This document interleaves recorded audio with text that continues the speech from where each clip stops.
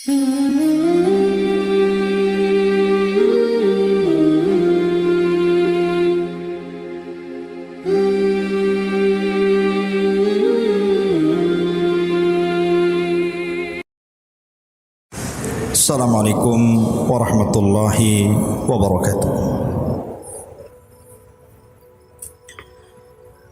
Alhamdulillah, salatu wassalamu ala rasulillah wa ala alihi wa sahbihi wa man wala, wa la hawla wa la quwata illa billahi wa ba'du. Taib, kita lanjutkan kajian kita, masih membahas kitab Bulughul Maram, dan kita masuki dalam kitab atau babul masajid. Kita masuk pada hadis dari Abi Hurairah radhiyallahu anhu. An Abi Hurairah radhiyallahu anhu qala anna Umar radhiyallahu anhu murra bi Hassana yanshudu fil masjid falahadha ilaihi faqala qad kuntu anshud wa fihi man huwa khairum minka. Muttafaqun alaihi. Dari Abu Hurairah radhiyallahu an bahwa Umar ibn al-Khattab radhiyallahu an memerintahkan Hassan ibn Thabit untuk mengumandangkan syair di dalam masjid. Maka kemudian Hassan melirik kepada Umar ibn al-Khattab, maka Umar ibn al-Khattab mengatakan, sungguh aku telah mengumandangkan syair di dalam masjid, dan di dalam masjid tersebut ada orang yang lebih baik dari kamu. Maksudnya Nabi sallallahu alaihi wa ala alihi wasallam. Tentang biografi Abu Hurairah radhiyallahu an secara ringkas sudah saya jelaskan. Abu Hurairah radhiyallahu an menceritakan bahwa Umar radhiyallahu an berada di masjid, kemudian memerintahkan Hassan ibn Thabit untuk mengumandangkan syair di dalam masjid. Tapi ketika itu Hassan diam saja, seolah-olah menolaknya.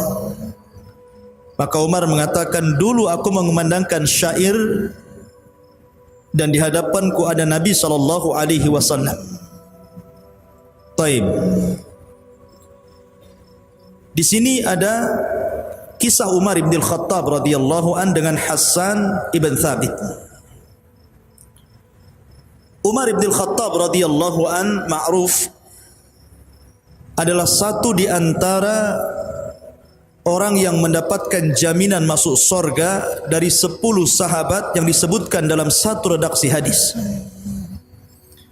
Nabi SAW bersabda, Abu Bakar fil jannah, Umar fil jannah, Uthman fil jannah, Ali fil jannah, kemudian menyebutkan sampai 10 sahabat. Salah satunya adalah Umar ibn al-Khattab. Dan Umar ibn al-Khattab radhiyallahu an bertemu nasabnya dengan Nabi sallallahu alaihi wasallam pada Ka'ab ibn Lu'ay. Jadi nasab Umar ibn al-Khattab itu sampai kepada Ka'ab ibn Lu'ay, dan Rasul juga sampai kepada Ka'ab. Berarti di sini nasabnya Umar dengan nasabnya Rasul bertemu. Dan Umar seorang Quraisy. Lah Umar ibn al-Khattab radhiyallahu an dahulu adalah penentang Islam. Dan dia orang yang digadang-gadangkan oleh orang-orang Quraisy untuk menjadi safir. Safir itu artinya orang yang didelegasikan untuk melakukan perdamaian dengan daerah-daerah atau negara-negara. Kenapa Umar bin Khattab dijagokan oleh orang-orang Quraisy? Karena Umar itu ahli syair. Tadi disebutkan Umar mengatakan, dan saya pernah bersyair di masjid sementara Rasul berada di hadapan saya. Artinya dia ahli bahasa. Bahasanya sangat tinggi sekali. Dan Umar ini memiliki perawakan yang tinggi. Jadi kalau dia berjalan bersama Nabi SAW, Nabi itu pendek sepinggangnya Umar. Jadi kalau Nabi di depan, kemudian melihat dari belakang, Rasul enggak kelihatan. Karena terhalangi dengan besarnya badan Umar ibn Khattab. Jadi kalau dia naik kuda, itu kakinya ke tanah. Tinggi gitu. Dan ditakuti. Lah Umar ibn Khattab ini mencatat sejarah dalam Islam. Ketika para sahabat Nabi SAW ketakutan di awal dakwah Rasul, ketika Umar ibn Khattab masuk Islam, mereka jadi berani. Kenapa? Karena ada backingnya. Kalau ada yang macam-macam, lapor sama Umar. Dulu tidak ada orang yang berani solat di sekitar Ka'bah. Tapi setelah Umar masuk Islam, mulailah para sahabat berani solat di sekitar Ka'bah. Bahkan ketika masuknya Islam Umar ibn Khattab, tidak ada satupun para sahabat yang berani berdakwah terang-terangan. Kemudian Umar minta izin dan mengatakan, ya Rasulullah, alasna alal haq Rasul, bukankah kita di atas kebenaran? Kenapa kita tidak menjaharkan dakwah kita? Kata Nabi SAW, pelan-pelan wahai Umar, ada waktunya. Tapi Umar terus memaksa kepada Rasul sehingga Rasul mengizinkannya. Setelah Nabi SAW mengizinkan Umar untuk mendakwai orang-orang Quraisy secara terang-terangan, maka dia menggedor rumah-rumah para pembesar Quraisy, termasuk Abu Jahal. Datang dia ke rumah Abu Jahal, digedornya pintunya. Ketika dibuka oleh Abu Jahal, kaget. Kenapa? Karena di hadapannya Umar bin Khattab, ma'ruf. Siapa Umar bin Khattab? Kemudian dia mengatakan, wahai Amr, maksudnya Amr bin Hisham Abu Jahal, sesungguhnya ana ala millati Muhammad, saya berada di atas agama Muhammad. Kata Abu Jahal, mustahil. Karena tahu bahwa Umar itu paling dahsyat bermusuhannya dengan Rasul dan para sahabat. Tapi hidayah datang dari Allah Subhanahu wa taala. Tapi Umar meyakinkan bahwa dia telah masuk Islam. Ketakutan Abu Jahal, ditutupnya pintunya. Kemudian dia datang ke pembesar yang lain, digedor lagi. Setiap pintu digedornya dan diberitahu bahwa saya sudah masuk Islam. Sampai akhirnya ketika dia berjumpa dengan para pemuda Quraisy, kemudian dia mengiklankan bahwa dia telah masuk Islam. Oh, dikeroyok Umar. Dan yang memulainya adalah Uqbah bin Abi Mu'aid. Pukulnya Umar. Umar ini kuat. Dikeroyok sama orang ramai dari siang sampai tenggelam matahari, terus berkelahi, gak berhenti-berhenti. Ya. Dan tidak kalah, Masya Allah. Coba antum kelahi dari siang sampai sore, kan lemas antum, apalagi dikeroyok gitu kan. Ini datang lagi, ditantang sama dia. Sampai dia mengatakan, kalau aku masih tetap di Mekah, kuusir kalian semuanya. Makanya wajar kalau Umar disebut Al-Faruq, yang membedakan mana yang hak dan mana yang batil. Adapun keislamannya, pada awalnya Umar bin Khattab radhiyallahu an terenyuh dengan seorang wanita, Ummu Abdillah radhiyallahu anha. Ketika sebagian kecil para sahabat melakukan hijrah pertama kali ke mana? Ke Habasyah. Belum ke Madinah. Karena hijrah ke Habasyah itu 2 kali. Baru ketiganya ke Madinah. Jadi banyak para sahabat, baik yang laki-laki ataupun perempuan, mereka berani meninggalkan hartanya, berani meninggalkan keluarganya, berani meninggalkan Mekah yang selama ini ditinggalinya, hanya karena memperjuangkan agama Rasulullah sallallahu alaihi wasallam. Dari situ Umar berpikir, kuat sekali pengaruh Nabi sallallahu alaihi wasallam kepada para sahabat ini sampai kepada wanita.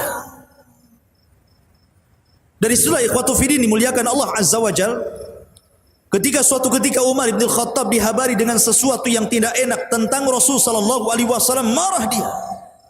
Diambil pedangnya, kemudian dicari Nabi sallallahu alaihi wasallam yang ketika itu berada di rumah Arqam bidaril Arqam. Berangkat Umar. Di tengah jalan berjumpa dengan kawannya.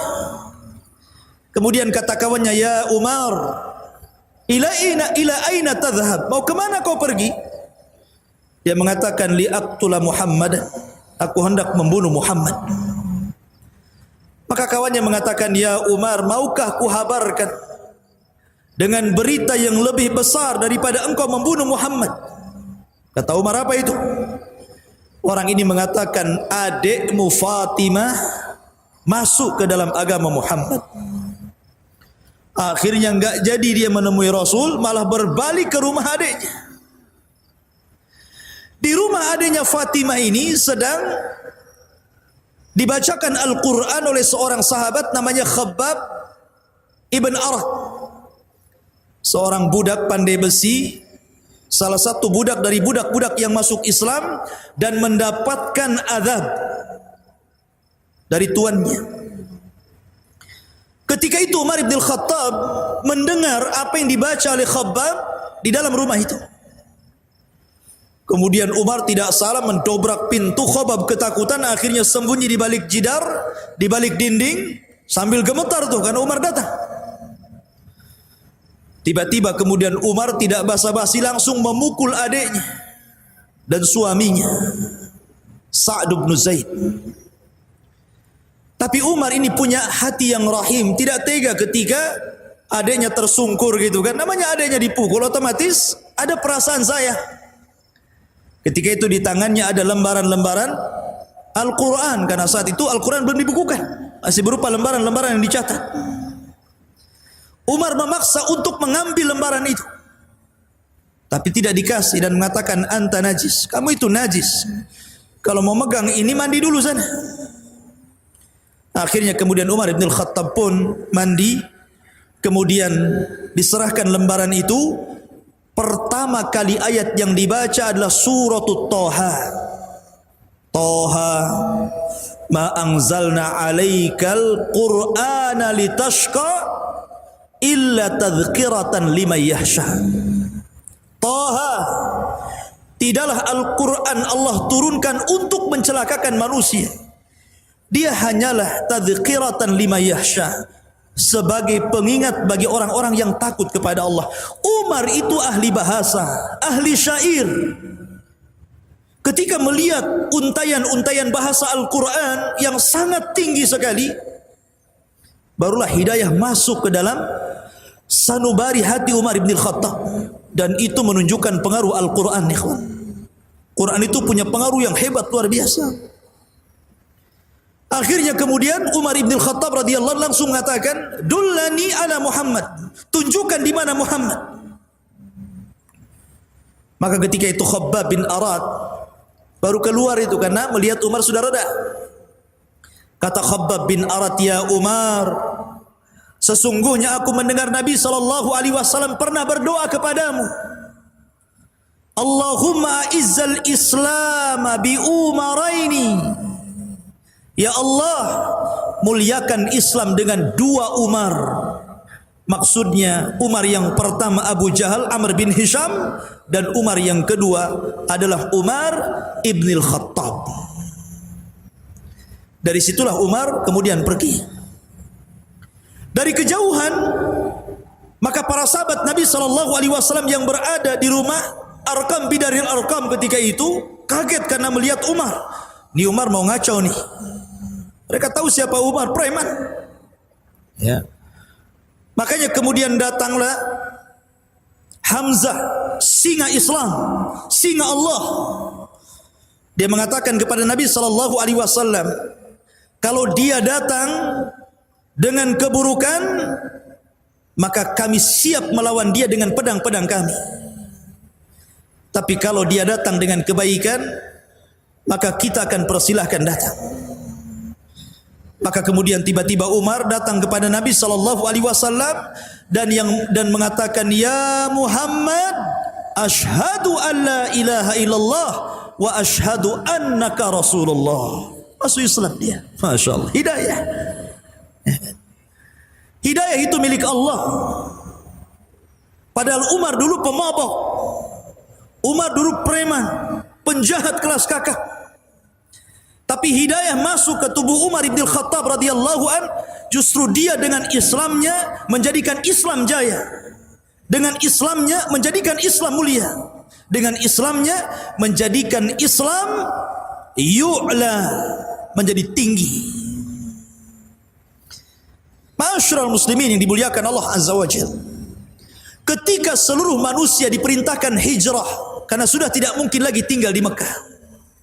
Sulit bagi para sahabat untuk tinggal di Mekah. Akhirnya kemudian berangkatlah para sahabat berhijrah dengan sembunyi-sembunyi, tidak ada yang terang-terangan. Karena mereka diincar oleh orang-orang Quraisy. Kecuali Umar ibn Khattab. Justru dia sengaja datang ke kerumunan orang-orang Quraisy. Saya akan hijrah hari ini.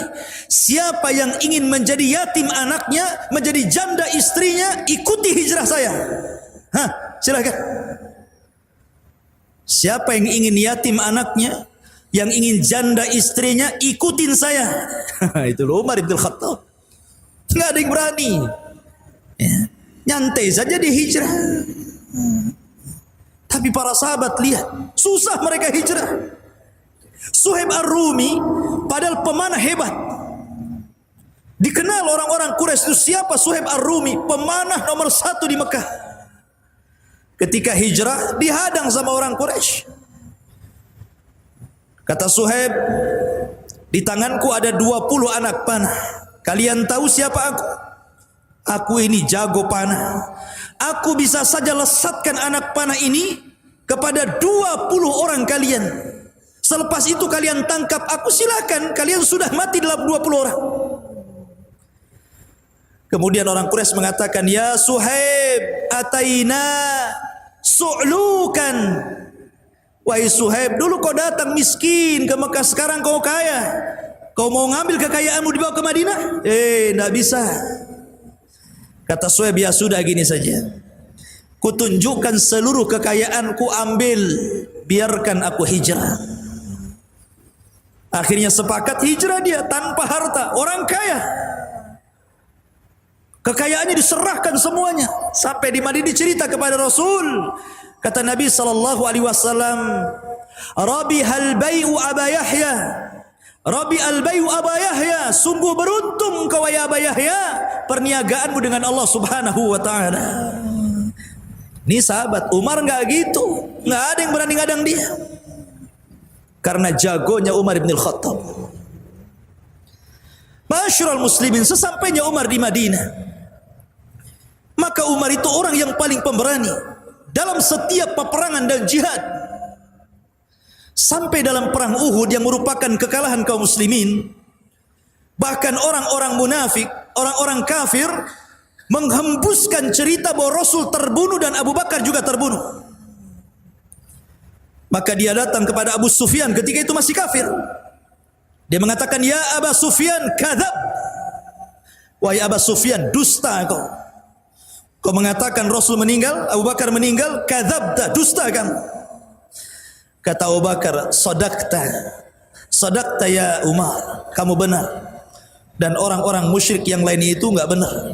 Dibenarkan sama Abu Sufyan. Karena memang Rasul belum meninggal. Rasul disembunyikan para sahabatnya. Walaupun berakhir dengan kekalahan di Uhud. Ma'asyiral muslimin yang dimuliakan Allah subhanahu wa ta'ala.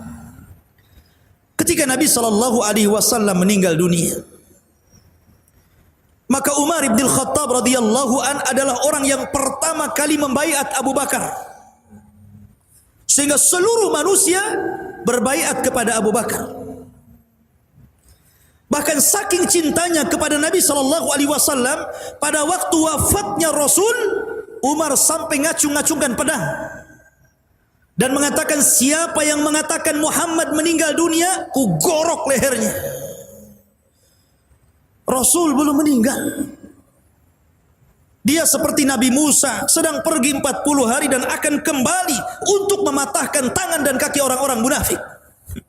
Saking cintanya kepada Rasul, dia ingkari kematian Nabi SAW.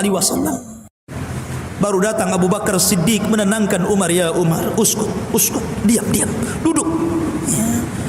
Abu Bakar naik ke atas mimbar, kemudian menyadarkan manusia, ayyuhan nas, man kana minkum ya'budu Muhammadan fa inna Muhammadan qad mat. Siapa di antara kalian yang masih menyembah Muhammad, Muhammad sudah meninggal. Wa man kana minkum ya'budullaha fa innahu hayyun la yamut. Siapa di antara kalian yang masih menyembah Allah, Allah zat yang akan senantiasa hidup dan tidak akan pernah mati.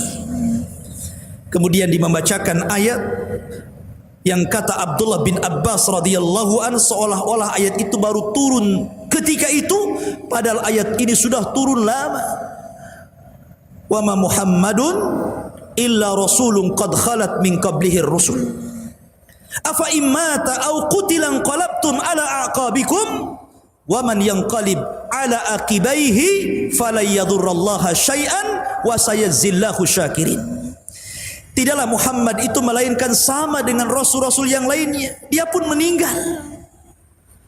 Apakah kalau dia meninggal atau terbunuh, kemudian kalian akan lari kembali ke belakang kalian murtad? Artinya siapa yang kembali ke belakang kalian murtad dari agama Islam tidak memadaratkan agama Allah sedikit pun, karena Allah hanya akan membalas siapa dari hambanya yang bersyukur kepada Allah Subhanahu wa taala.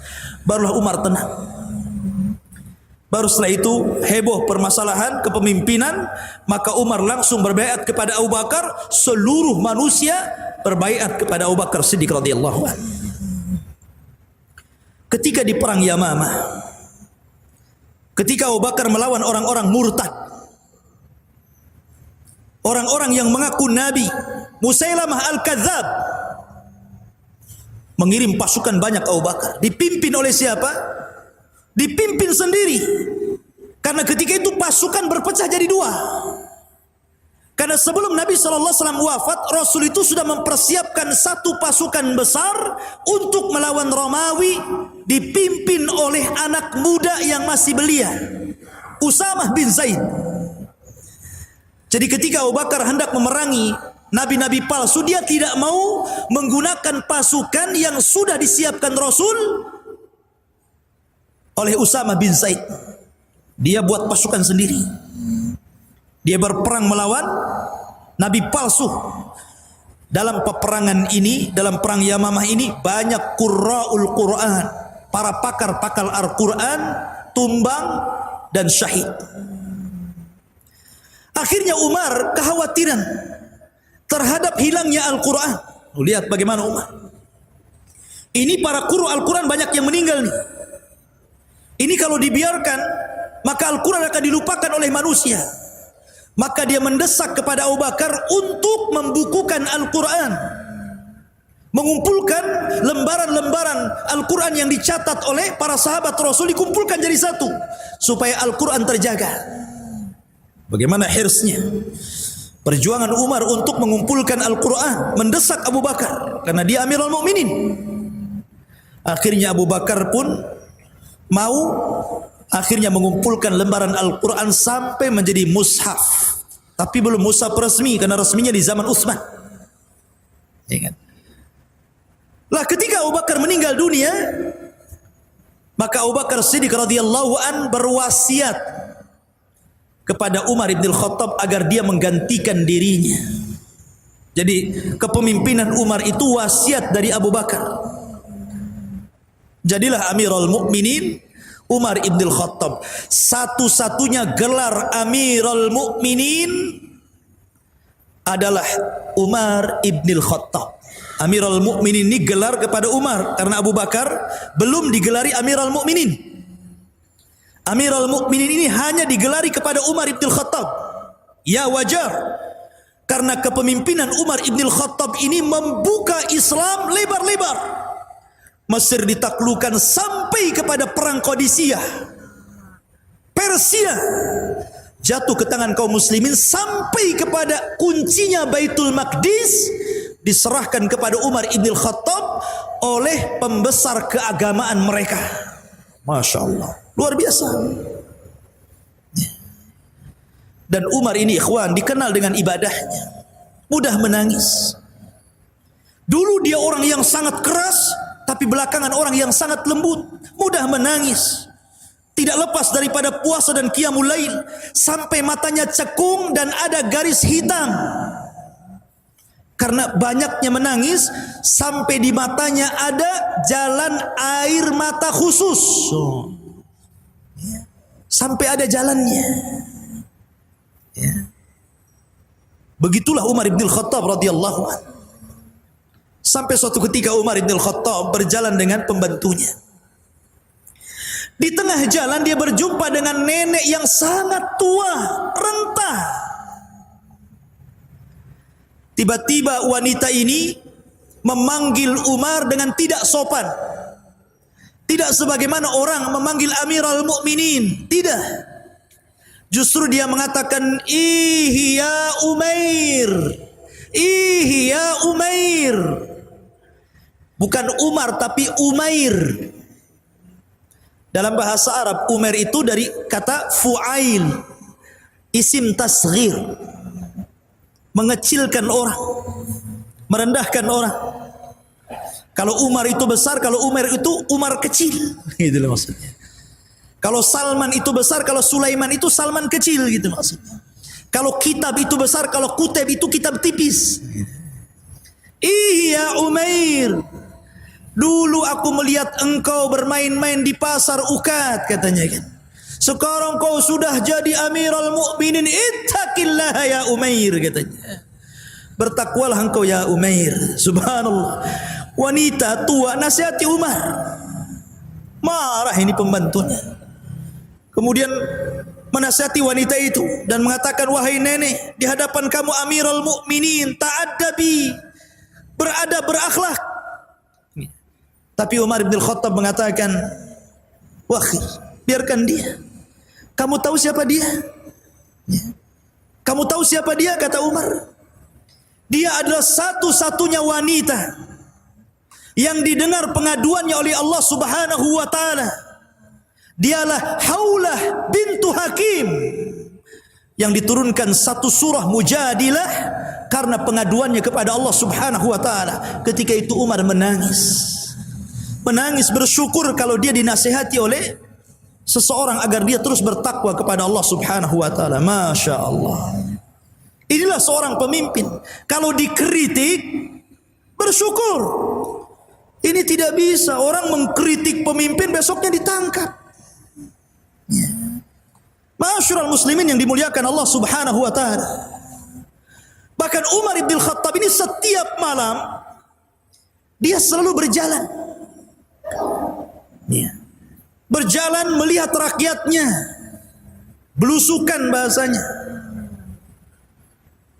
Kemudian Umar ibn Khattab suatu malam melihat ada satu rumah, seluruhnya gelap, ini rumah terang.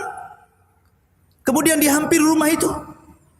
Kemudian rupanya ada percakapan seorang wanita tua dengan anak gadisnya, bercerita tentang bisnis menjual air susu. Kata neneknya, kata ibunya, wahai anakku, besok kita akan jualan. Baiknya kita campur susu ini dengan air, biar untungnya banyak. Artinya orang yang curang itu sudah ada sejak zaman Umar. Apalagi zaman sekarang ya. Zaman itu kalau curang sembunyi-sembunyi. Zaman sekarang kalau curang terang-terangan, ganjelannya itu nampak itu loh di timbangannya. Ini apa ini? Ah, kayak gak tahu saja katanya. Umar berada di samping rumah itu. Kata anaknya, kata anak gadisnya, wahai ibuku, Umar melarang, peraturan negara tidak boleh curang dalam berdagang. Subhanallah, Umar menerapkan tidak boleh curang dalam berdagang. Kalau kepala negara kayak gini kan enak. Tidak boleh curang dalam usaha, harus jujur, tidak ada riba. Mantap tuh kalau pemimpin kayak gini. Kemudian ibunya mengatakan, Umar kan tak tahu. Dia nggak tahu kalau Umar di samping rumah dia. Tapi gadis ini cerdas mengatakan, ya, Umar memang tidak tahu, hai ibuku, tapi Umar punya Tuhan. Dan Tuhannya Umar juga Tuhan kita. Dia melihat kita.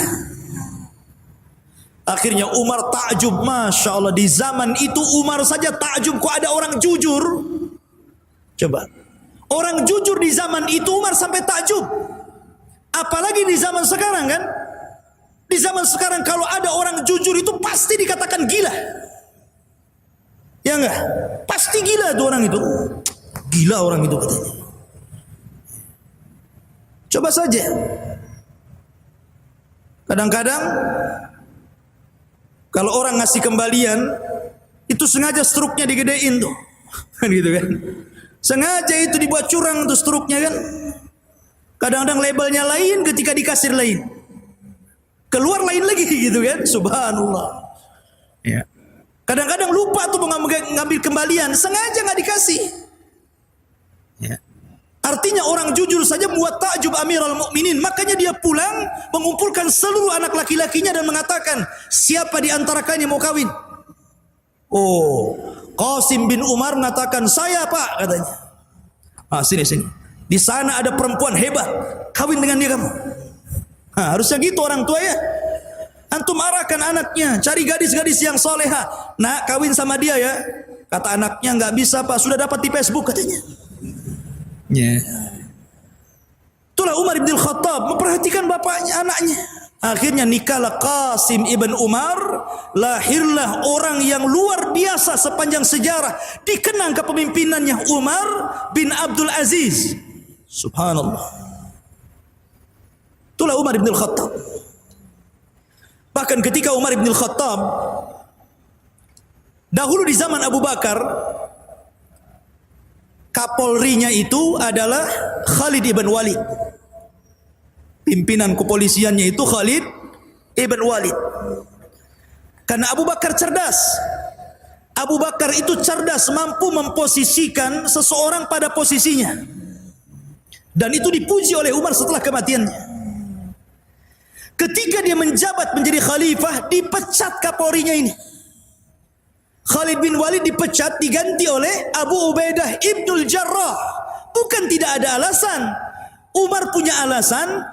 Karena orang-orang itu terlalu yakin dengan Khalid.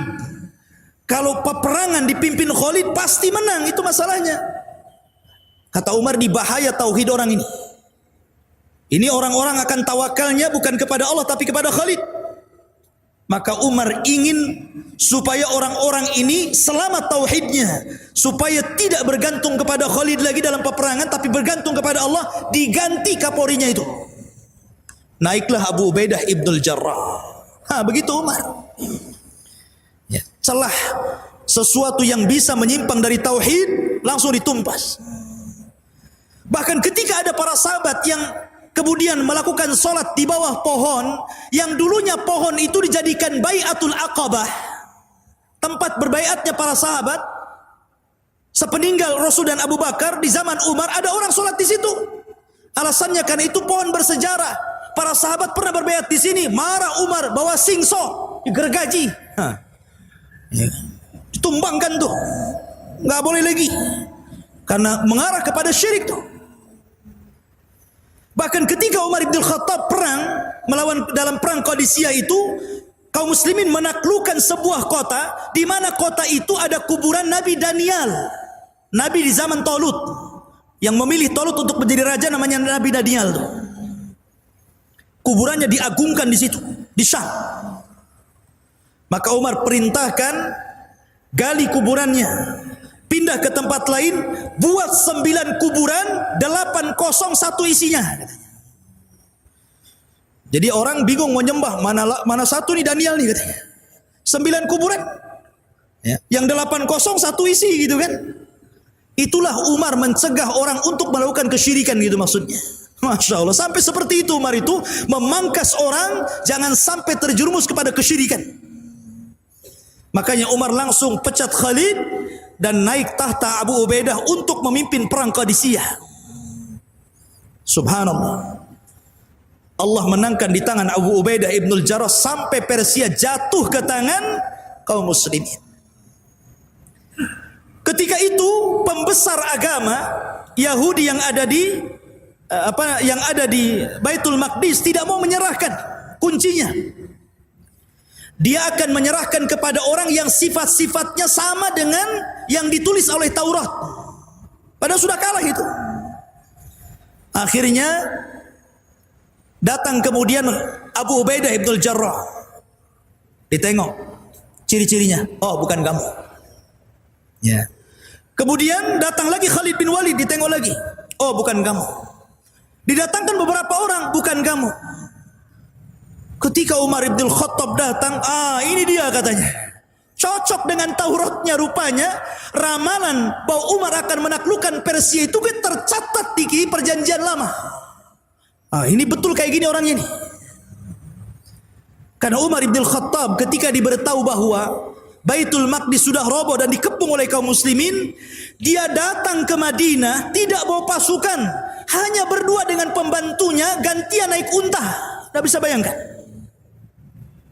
Kemudian sesampainya di Syam tidak lewat jalur utama, tapi lewat belakang supaya orang tidak tahu. Ketika Abu Ubaidah tahu bahwa Umar di situ, kaget dia dan mengatakan, "Ya Abu Ubaidah, ya Umar," kata Abu Ubaidah, "ya Amiral Mukminin. Coba kalau kau kasih tahu kau akan datang, kami akan sediakan pakaian yang bagus, kendaraan yang mewah. Engkau Amirul Mukminin, engkau akan bertandang kepada pembesar kafir, biar mereka itu menghormati kamu." Umar marah, "Wahai Abu Ubaidah, untung yang ngomong kamu. Kalau bukan kamu sudah dihantam gitu bahasanya." Maka Umar mengatakan, "Ya Abu Ubaidah, innallaha a'azzana bil Islam wa man yabtaghi al-izzata bi ghairi ma a'azzana Allahu adzallana Allah." Hei Abu Ubaidah, kita ini mulia karena Islam, bukan karena yang lain, bukan karena pakaian, bukan karena unta, bukan karena kuda, bukan. Kita ini mulia karena Islam. Maka siapa yang mencari kemuliaan bukan karena Islam, maka Allah Subhanahu wa taala akan hinakan dia. Biarkan aku seperti ini. Jadi dia datang kepada pembesar kufar itu membawa pakaian yang dibawa dari Madinah. Coba bayangkan. Berhari-hari tak seperti apa pakaiannya itu. Ya. Tapi Umar tidak memandang itu sebuah kemuliaan. Dia datang, diambil kuncinya. Kemudian Umar mengumpulkan kaum muslimin. Kita sudah menangkan peperangan ini. Jangan ada di antara kalian yang merobohkan tempat-tempat ibadahnya. Jangan ada di antara kalian yang menumpahkan darah-darahnya. Cukuplah mereka minta jizyah, minta upeti itu saja. Tuh lihat damainya Islam. Kalau Islam menaklukkan sebuah negara, tidak ada tumpah darah. Tidak ada yang menghancur-hancurkan tempat ibadah kafir. Harusnya seperti itu. Tapi lihat ya, bagaimana orang-orang kafir apabila menghancurkan negeri Islam, dihancurnya senegeri sehancur-hancurnya. Bagaimana dulu Amerika menghancurkan Irak, habis Irak itu dibombardir. Bagaimana hari ini Suriah, subhanallah. Masyurul muslimin yang dimuliakan Allah Azza wa Jalla. Maka Umar ibn Khattab dikenal sebagai pemimpin yang adil, pemimpin yang ramah, pemimpin yang membawa kemenangan di mana-mana. Makanya Umar ini ketika kematiannya justru membuka pintu fitnah. Mulailah runtuh kejayaan Islam sedikit demi sedikit. Masyarul muslimin yang dimuliakan Allah Subhanahu wa taala. Itulah kisah Umar ibn Khattab. Dan Umar ibn Khattab meninggal dunia dalam kondisi syahid, dibunuh oleh seorang majusi namanya Abu Lu'lu, seorang budak Mughirah bin Syu'bah. Setelah takbiratul ihram pertama dalam solat subuh, Allahu Akbar. Masjid kala itu tidak terang seperti sekarang. Abu Lulu sudah membuat pisau bermata dua, dilumuri racun. Tiba-tiba ketika Umar takbiratul ihram Allahu Akbar, dia berada di sop yang pertama, dikeluarkan pisaunya, ditusuk beberapa kali dari belakang sampai tembus ke depan.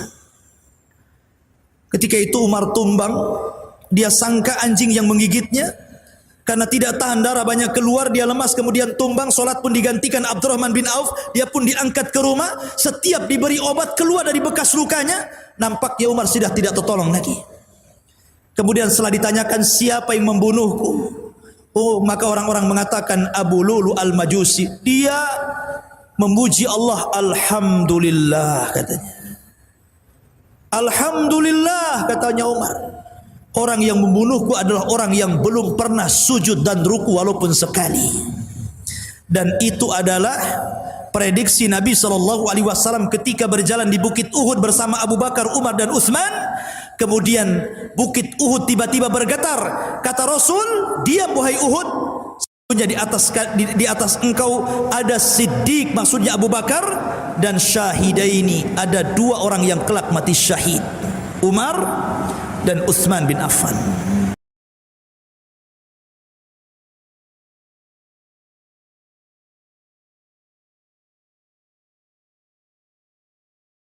Subhanallah